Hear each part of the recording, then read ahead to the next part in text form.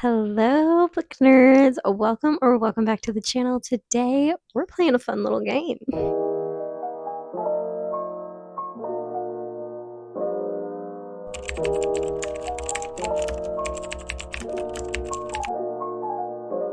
All right, guys, so I saw Taylor from, she changed her name, no, not Treats with Tay. Tales with Tay, right? Because you used to be Tales and Treats. Okay.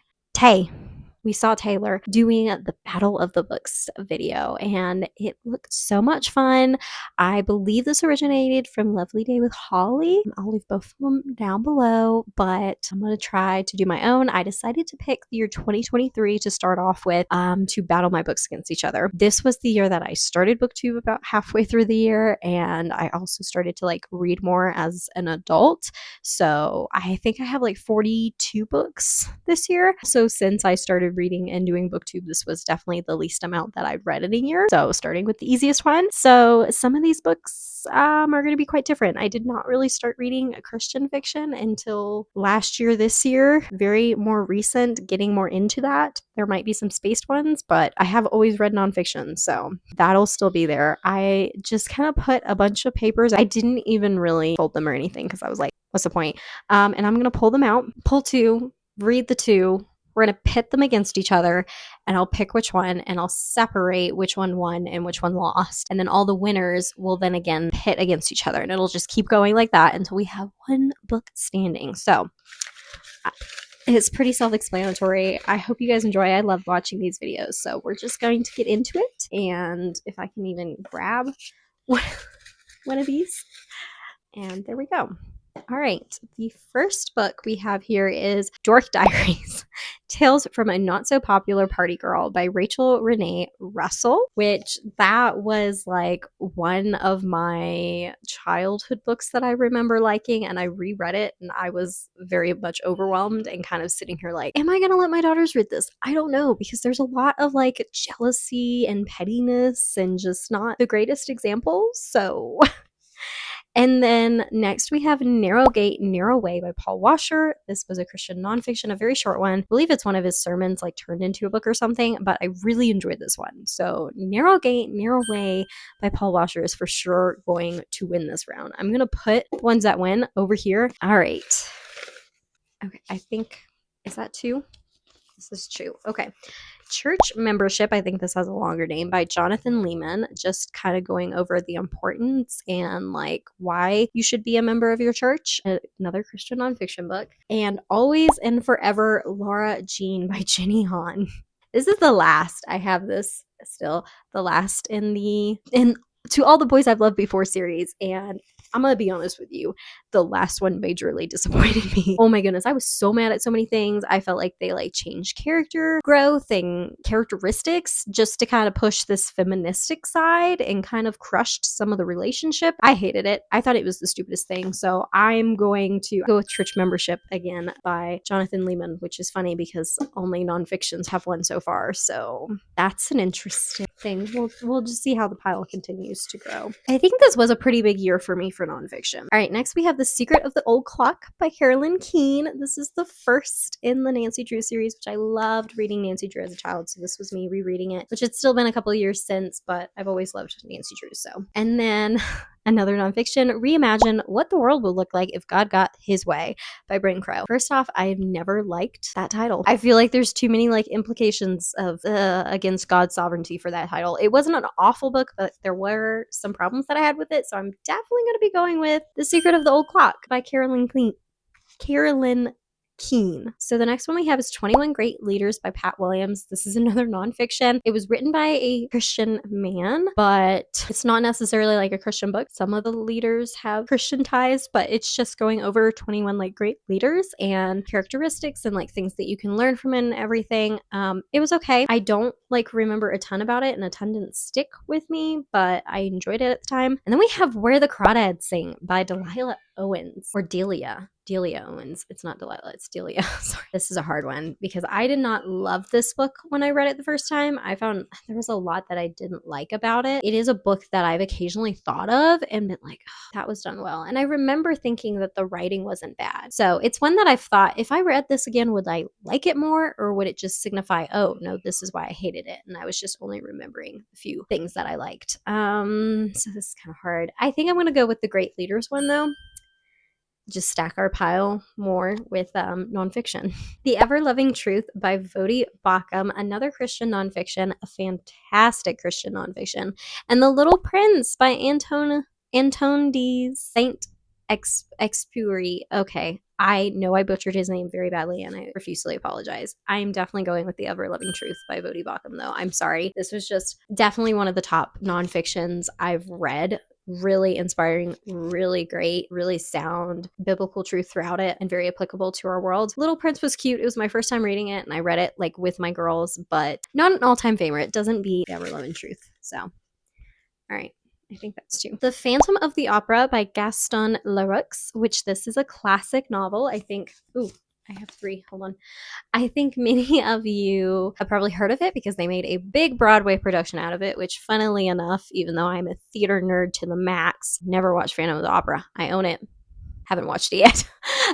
So it's on our list. It's on our list. Anyway, I was actually blown away by this book. It wasn't like a 5 stars, but I liked it so much more than I thought I was going to. The layers in this book, I really enjoyed it. And then we have The Tale of Inley Windsnap by Liz Kessler. Okay, and this was like middle grade book about a mermaid, and I was kind of checking it out to see how it was, and I don't think I found really much wrong with it or like problematic, and I was like, I could probably let my daughter read these when she gets of age, but I just didn't love it very much. So absolutely gonna go with The Phantom of the Opera.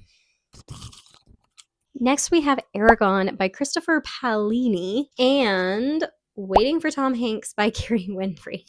Okay, Aragon is my husband's, like from his childhood. That's like his favorite series, The Inheritance Cycle. So I've been slowly reading through them. I enjoyed Aragon. Definitely got into it a little bit more there, but it was interesting. Waiting for Tom Hanks, I could not stand. And I don't really remember why I couldn't, but I'm going to go with Aragon because I couldn't stand the other one.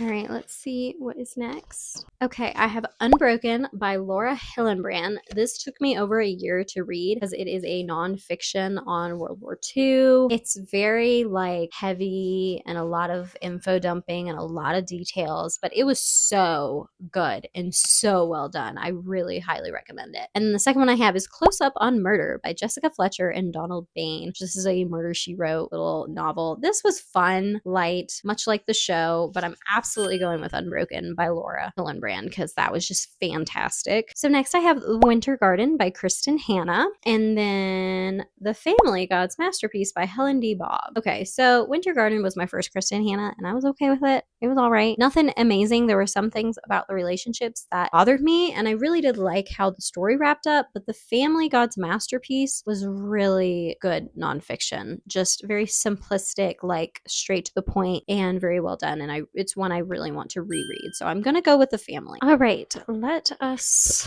pick the next two. We have Gathering Blue by Lois Lowry. I believe that's the second one in the Giver quartet, which was interesting. I was very confused, but I didn't dislike it. And then we have Don't Miss It, Parent Every Week Like It Counts by Reggie Joyner. This is just a very short, overly simplistic little like quotes, little like nuggets of wisdom, but like most stuff you already know. I think I'm gonna go with Gathering Blue because that one was like, it's not bad. All right, let's see here. Share Jesus Without Fear by William Fay. This is actually my husband's book, and he lent it to me to read. He really enjoyed it, and I ended up really enjoying it too. I think it's a great book, especially for those who kind of struggle with how do I share the gospel? How do I like have these conversations, start these conversations? How do I get this courage and stuff? I felt like it was really helpful for me, and I feel like it's a book that I want to go back to and read again to like help like refresh my memory on some stuff, but he has like these question outlines and it was just really good. And the next is Dare to Discipline. Ooh, two nonfictions by Dr. James Dobson. A little bit controversial,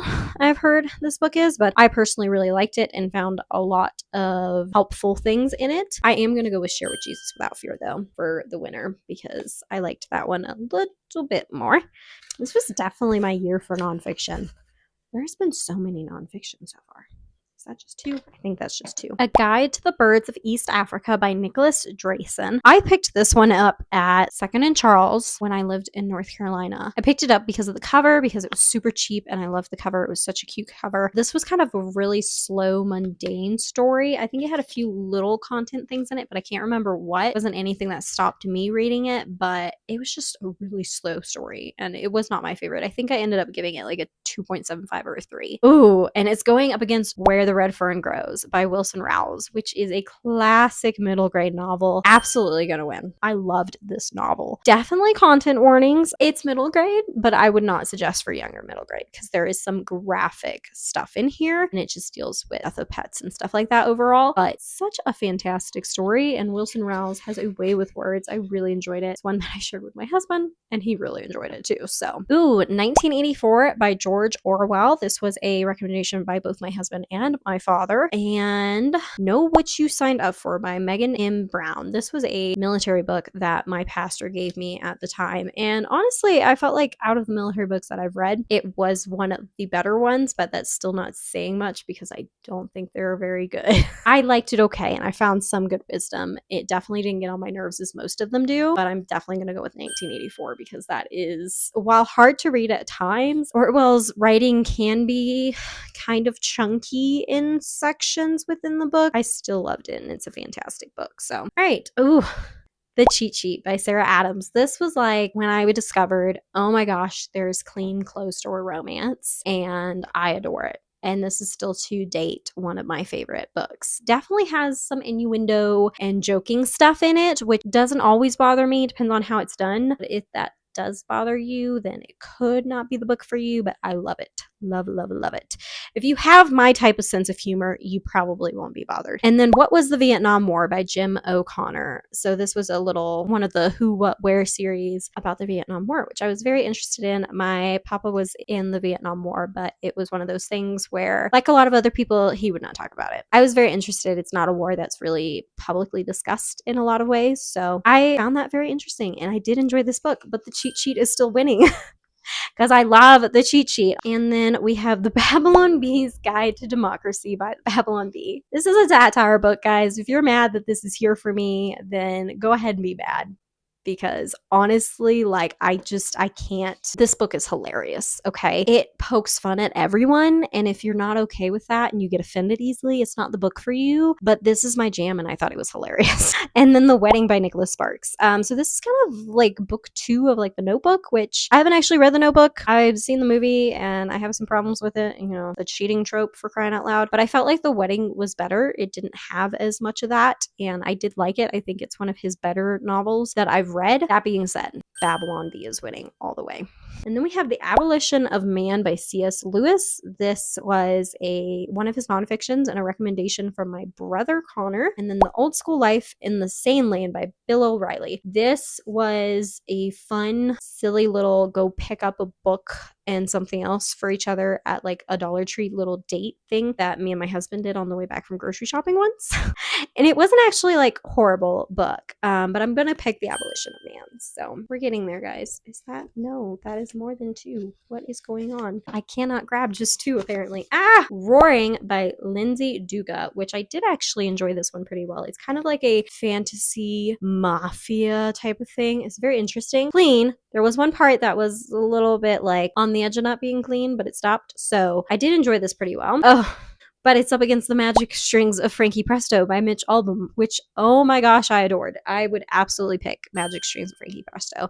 I listened to it on audio, and it was just so beautiful. So beautiful. There's probably content in that. I think there was some cussing. I can't remember what else, but I need to reread it. Yeah, just a fair warning for that. I'm not going to remember all the content stuff for this, so please take with a grain of salt. An Anonymous Girl by Greer Hendricks and Parenting Your 4-Year-Old by Kristen Ivy. I hated An Anonymous Girl. I guessed the entire plot, and it was annoying as heck. So I'm going to go with Parenting Your 4-Year-Old by Kristen Ivy. It was an okay book, pretty simplistic, but not horrible. So Kiki's Delivery Service by Iko Kadano. I probably is saying that very wrong. I'm sorry. And The Silent Patient by Alex Macalades. I didn't actually finish The Silent Patient, guys. I got about 30% through. I guessed the entire plot and the twist at the end. I went to the end and read it and said, yep, that was everything I guessed. And it was also what I said would be the stupidest thing if it ended this way. I really hated that book. There's so much cussing, unnecessary sexual things thrown in. It's ridiculous. It's like I'm trying to read a thriller and be interested, but you're just putting in a bunch of unnecessary, disgusting filth. So Kiki's is absolutely winning. This is a cute little Japanese, I think it's a children's tale. It was made into a Studio Ghibli movie, so it's very cute. Okay, we've got 4 more left here. Let's see. Feels Like Family by Cheryl Woods. This is the 3rd in her Sweet Magnolias series, which I liked the show, so I started reading the series. The series is not all clean, unfortunately. I found that out in the 2nd book, and it was just like one little scene, I think, and I was like, because there was kind of like a fade to black thing at the very end of the first one, and I was like, I'm okay with that. Not like okay, but like it was like at the very end, like the epilogue, so I was like, okay, I can just whatever. But then that was in the book, and then the 3rd one had even more, and I was like, okay. And I've been tethering off on it, but I like at least what I've seen of the series. I haven't watched anymore. And then A Separate Piece by John Knowles. I didn't like this book at all. These are 2 books that I did not like very much. I really had a lot of problems with A Separate Piece. I think I'm gonna go with Feels Like Family just because I liked a good bit of the story, except for the sexual content, but I just didn't like even the story of this one. So, and we have Stargirl by Jerry Spinelli, which I believe is middle grade or YA, and The Real Me by Natalie Grant, which that is a memoir biography by her. Delves a lot into her addictions. I think she had like an eating disorder, and I felt like it was kind of a little bit too graphic and detailed on certain aspects, because I was like, well, if a girl's struggling with this, yeah, you could help her, or you could just be giving her more pointers on how to hide it. There was just some like iffy ground there. I think I'm gonna go with Stargirl. Not like a favorite, but I enjoyed it okay. All right, I'm gonna put all of these ones that won, which I think there should be 21 in here, I think. This is where it starts to get really, really hard, right? As I drop the entire thing on the ground. Okay. Parenting Your 4-Year-Old by Kristen Ivy is going against Narrow Gate, Narrow Way by Paul Washer. Narrow Gate, Narrow Way is what I'm going to go with that one. Let's do next 2. And Kiki's Delivery Service up against the Babylon Bee's Guide to Democracy. Babylon Bee's Guide to Democracy. That book is just hilarious, you guys. The Family, God's Masterpiece versus Feels Like Family by Cheryl Woods. The Family. I didn't even really want to pick this one in the first place, but the other one was really bad. So then we have The Magic Strings of Frankie Presto. Oh, I'm scared. Or The Phantom of the Opera. Ugh. My heart hurts right now. Oh my gosh. My heart hurts. I think I'm gonna go with Magic Strings of Frankie Presto, but Phantom, I love you. Ugh, I'm so sorry. That's painful. Some of these are painful. Stargirl by Jerry Spinelli or Aragon by Christopher Paolini. I think I'm gonna go with the Aragon. Not my favorite fantasy, but I didn't really like. Stargirl was just okay, and I feel like I enjoyed the first Aragon pretty dang well. So, and next we have Ever Loving Truth by Vodi Bakum or Unbroken by Laura Hillenbrand. Oh my gosh. Why? I just want to switch this right now. Oh my gosh. Both of these should make it to like the last round. That's not fair. I don't know. Unbroken is so good. Such a masterpiece, but I'm going to go with the Ever Loving Truth. Just because it took me a long time to get through Unbroken. That is like solely what I'm basing it off of right now, because 1984 by George Orwell or Share Jesus Without Fear by William Fay. I'm gonna go with Share Jesus Without Fear. I liked 1984, but again, a hard book. Took me a little while. Oh my gosh, this is trying to kill me. The Cheat Sheet by Sarah Adams or Where the Red Fern Grows by Wilson Reynolds. I love both of these. I'm gonna go with the Cheat Sheet, but I feel so bad that I have to say bye to Where the Red Fern Grows. And then I have The Secret of the Old Clock by Carolyn Keene and Church Membership by Jonathan Lehman. I'm gonna go with The Secret of the Old Clock. The Church Membership book isn't bad, but Nancy Drew, all the nostalgia. The Abolition of Man by C.S. Lewis or 21 Great Leaders. I'm gonna go with The Abolition of Man. I'm just going to put all of these back in again. All right, let's see here. Babylon Bee versus Gathering Blue. I'm going with Babylon Bee. It is a hilarious book, you guys. Magic Strings of Frankie Presto or The Abolition of Man. I'm going with Frankie Presto, guys. I know C.S. Lewis, but it's not one of my favorites by him. So, Narrow Gate, Narrow Way, or The Ever Loving Truth? The Ever Loving Truth by Bodhi Bacham. Share Jesus Without Fear or The Family God's Masterpiece? I think I'm gonna go with Share Jesus Without Fear. I really like that one. I do like The Family a lot, but I feel like I don't remember as much of it. Okay, how do I keep getting? I just had an uneven number or something here. Aragon or The Secret of the Old Clock? I'm gonna go with Aragon, The Cheat Sheet, and The Babylon Bee's Guide to Democracy. Oh my gosh. I guess I'm gonna go with the cheat sheet. I love the cheat sheet, but the Babylon Bee is hilarious. Share Jesus Without Fear or The Ever Loving Truth? I'm gonna go with The Ever Loving Truth. Aragon or Magic Strings of Frankie Presto? Magic Strings of Frankie Presto. Okay, so now we have 3 left, and I'm like, okay.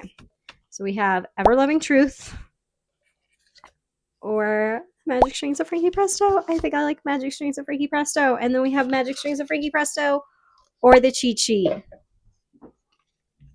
Magic Strings of Frankie Presto, the cheat sheet. They're such different books. Like Frankie Presto book has more meaning and it's like just a general fiction book, I think. The cheat sheet is a rom-com.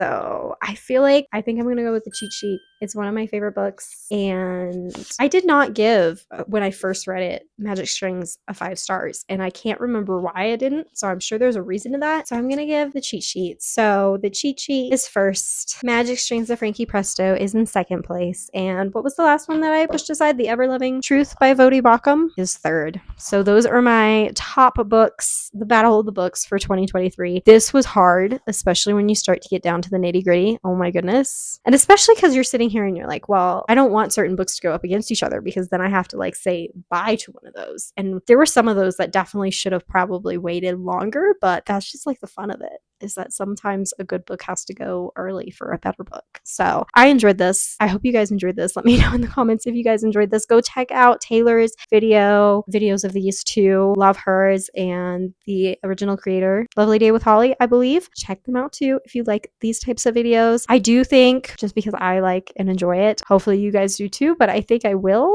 do 2024 and 2025 eventually, but we'll just see how long that takes me. Anyway, I hope you have a great rest of your day and that you have a great weekend, and I will see you guys in my next one.